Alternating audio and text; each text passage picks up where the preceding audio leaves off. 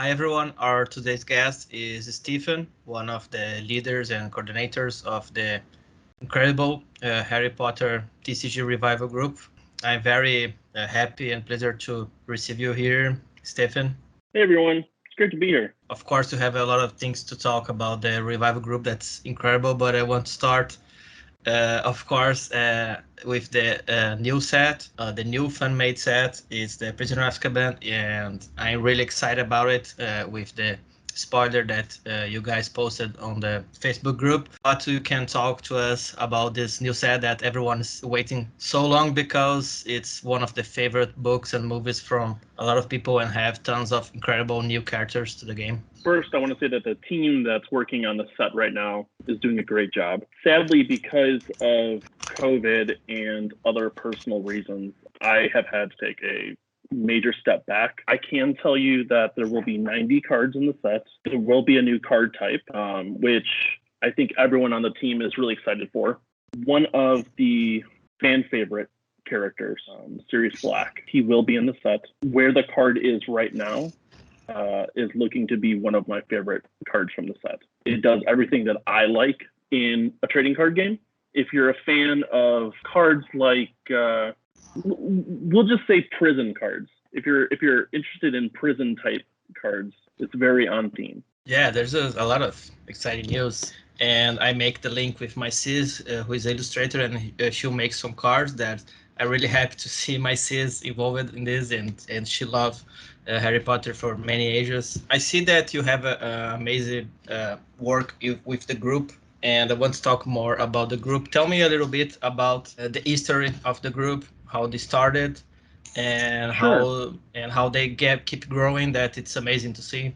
I am honestly extremely blown away by how big the group has become. When the idea for this started, my girlfriend, now partner, wife at the time, we were at Gen Con, and there was an event that someone, I want to say his name was Ryan. He was running an event at Gen Con, and it was just, he had brought a bunch of different decks, and it was just kind of like a free-for-all. Just come, play, learn the game. We were big fans of Harry Potter, and I am a very, very big trading card game fan, and have been playing trading card games since 1996.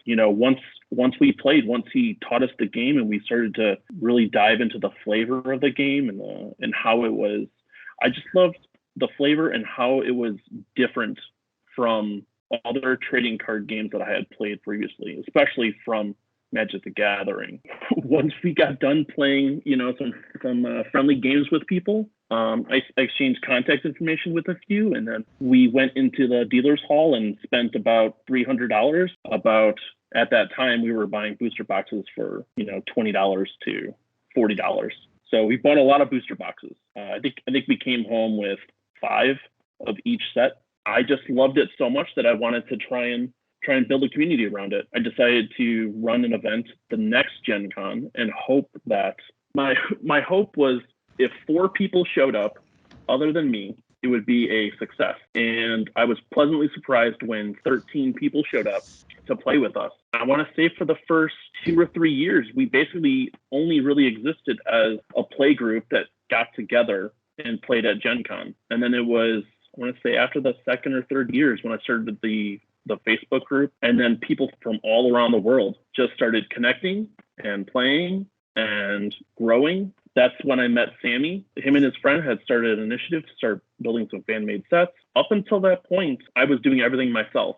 Sammy wanted to build some fan-made sets. We started to collaborate with him. We brought him on, and then we started to interview different community members to bring people on that had a lot of experience, either in actually building board games or card games, or had played high-level trading card games. That's how we formed what is now the core design team. And we have team members spread out around the world, United States, Italy. We had some in France. Most recently, we started up a rules team, which hasn't had a huge impact on the game or community yet, but what we're working on with them is to really solidify the actual steps and procedures and the rules and the mechanics behind the game. There's always been this kind of guessing game in Harry Potter because there hasn't been any structured rules written down. So it's been kind of a guessing game of, well, what happens when these two cards interact? And that's really what they're working on. And I'm really excited when that gets done. I see a lot of dead card games. I think you're in the same group, Facebook group. Mm-hmm. It's dead TCGs, and we see tons. And it's hard to like and love dead card game because it's easily when you have new sets. And thanks God we have the fan-made sets. But when they have official tournaments and promo things, what I like in the Revival, it's organized. The illustration is only for fan-made cards. Mm-hmm.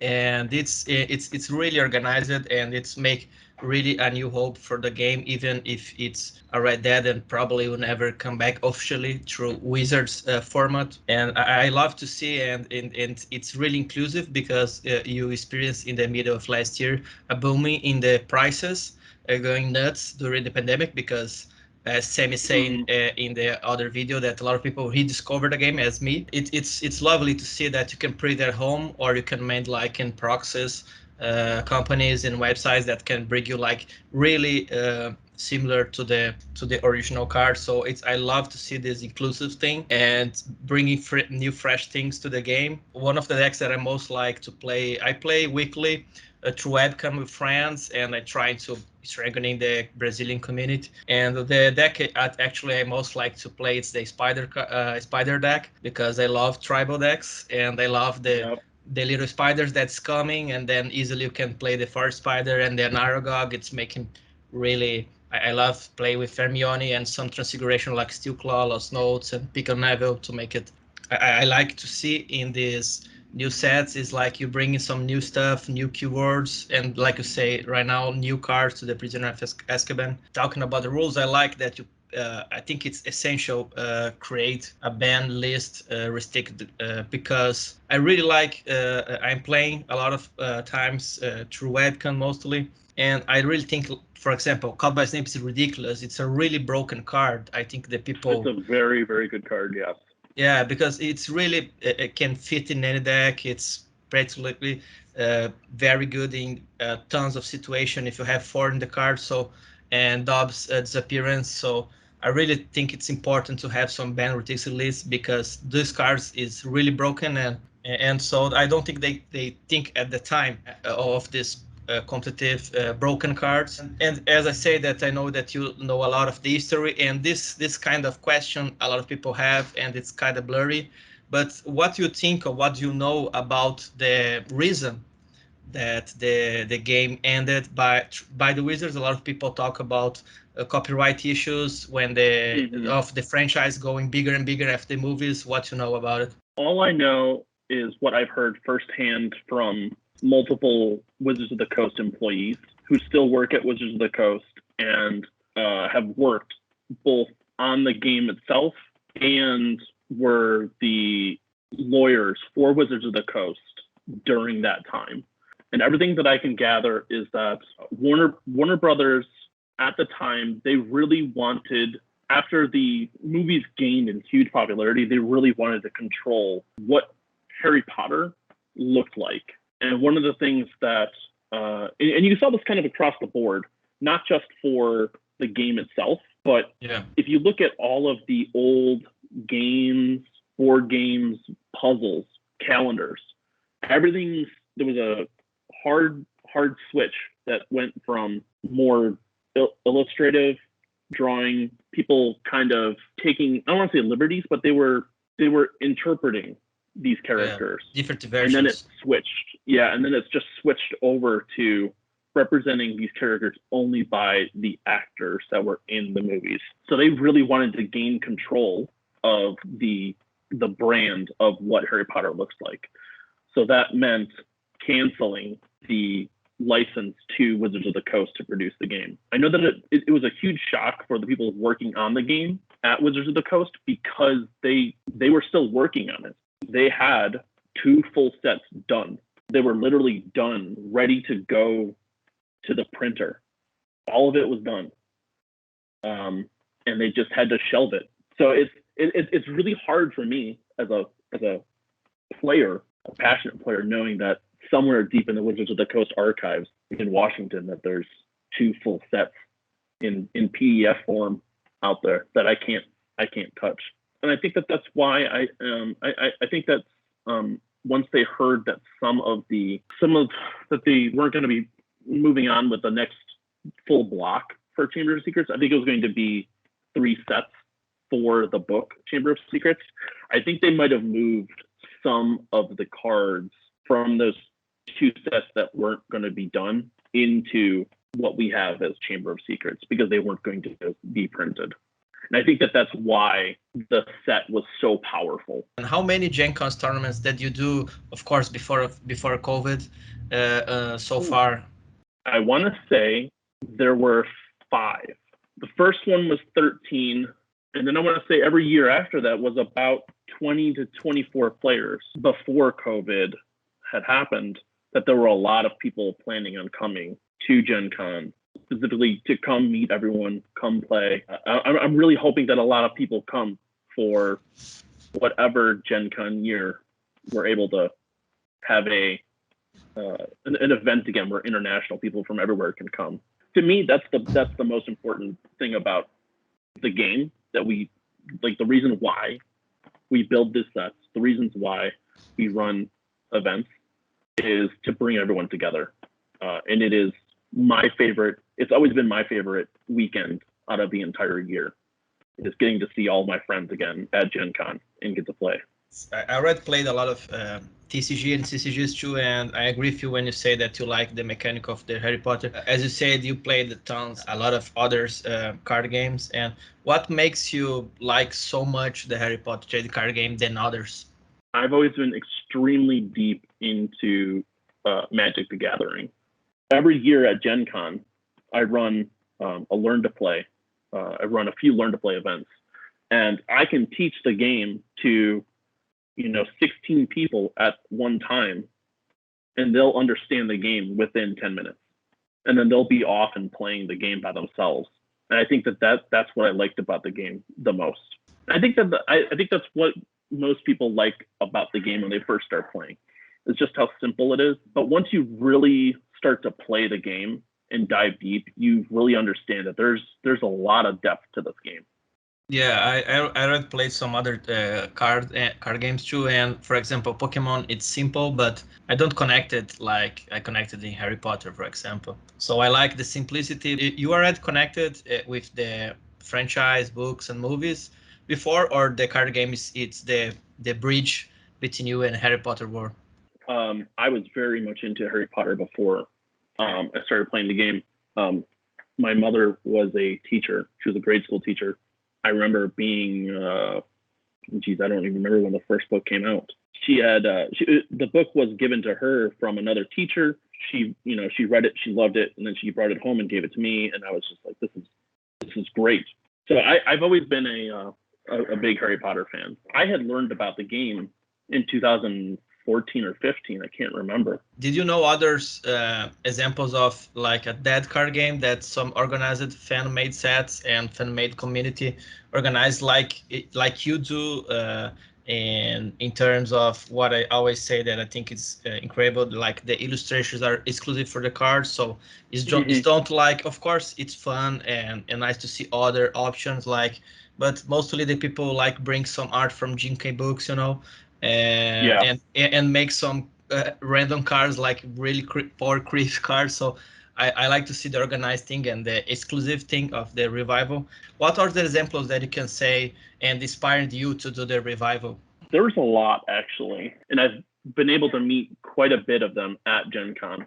Like I said, the main one for me was the Star Trek community. That was previously made by a game company called Decipher. Another big gaming community is the Star Wars CCG, and Star Wars CCG was also owned by Decipher. But both of those had huge communities keeping the game together. There's also the Dragon Ball Z. There's also Highlander collectible card game. I don't think there's anyone for the X-Files that is making new sets, but there are quite a few people that still play the X-Files collectible card game. I can't not mention my friends that do everything for the World of Warcraft trading card game. The card game pops up like, I think it's 2001, right? By Wizards. Yep. Do you play at the time? I did not. I think that just shows how kind of deep I was into Magic the Gathering. It premiered in 2000, and it kept playing tournaments until 2002 or 2003 at Gen Con, like official tournaments. And I was there. I was at all of these Gen Cons, in 2000, 2001, 2002. But I was so deep into playing competitive Magic tournaments that I didn't see anything else that was going on. It was just Magic the Gathering. So there I was wish I had official tournaments of the Wizards at the time, competitive tournaments. Yeah, there were not many, but there were. They would have different tournaments for states or regions. I don't think the game was competitively popular as they were hoping. I want to say that they were having only 8 to 10 people show up for these larger tournaments in the year like 2000, 2001. But still, they want to continue the game. Beside that, because of the popularity of the game growing, as you say in the beginning of the video. Yeah, because the game sold. There might not have been a lot of people coming out to these larger gaming conventions to play the game competitively, but the game was still really popular. People were buying the game. People were going to their small game stores, and I know that even bookstores started to run events because. It's Harry Potter. I do know that the game was pretty popular in Japan for quite a while. So there was official tournaments by Wizards, but they like is not going too big, and then maybe when it's going to be bigger, the game goes down. I'm not sure why the bigger tournaments didn't catch on. I know that they were trying to get this. And I think someone that has been playing maybe Pokemon around that era might have a better idea, because I want to say that they were going for the same age group. They're trying to get the same play group that were playing Pokemon to come play Harry Potter. Right. And I know that Pokemon took off. It was a really big game, both for larger events and smaller. I sadly don't know that history. But they didn't create a ban restricted list at time, right? No. Do you think that the Chamber of Secret cards is starting to get more competitive because they're trying to put the game at that kind of line of new? Because in the Advent, Hogwarts, and Chamber of Secrets, you see a lot of more powerful cards, right?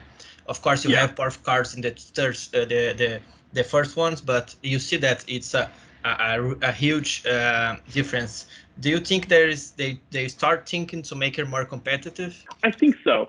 You kind of saw this back in that era of trading card games, where usually the first set or two, they're really basic, and they're just kind of helping you kind of introduce you into the game. I think their plan was with Chamber of Secrets, they were really going to try and ramp up the more competitive scene for it. You also have to remember that during this time for Wizards of the Coast, their organized play system was extremely robust. For Magic the Gathering at that time, they had multiple levels of events. They had the kind of Friday Night Magic, which was very, beginner. And then they also had leagues or arena at the time, original arena leagues. Yeah. And then I think that they were modeling the Harry Potter TCG League off of the Arena League. And then there was JSS back in the day for Magic the Gathering, which was the Junior Super Series, which I want to say that Pokemon also has something similar, where it's targeted towards ages 15 and under or 16 and under. And then there's the more advanced higher end, which would be like Grand Prix or like at regionals, and then the Pro Tour. I don't think they ever really wanted a Pro Tour for Harry Potter, unless it really took off. I think they were really far away from that, but I think that they did want it to be taken seriously as a card game. I think that was pretty clear in the way that they were designing the cards. We can see that it's really more difficult to find Chamber of Secrets booster box and boosters. Of course, it's an expansion that a lot of people search because you have tons of nice and very good competitive and valuable cards.